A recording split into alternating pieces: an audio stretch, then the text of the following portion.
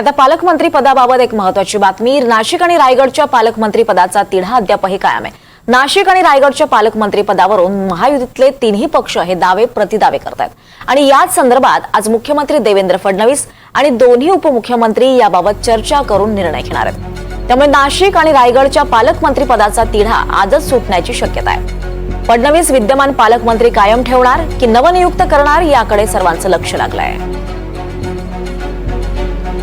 दरम्यान दोन जिल्ह्यांच्या पालकमंत्री पदावर वाद सुरू आहेत, मात्र मुख्यमंत्री याबाबत निर्णय घेतील अशी माहिती उदय सामंत यांनी दिली आहे।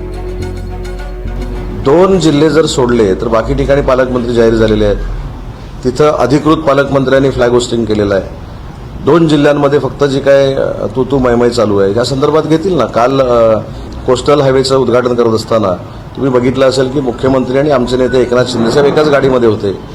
त्यावेळी कदाचित चर्चा झाली असेल। ते दोघं चर्चा करतील, दादांसमवेत बोलतील आणि निर्णय घेतील।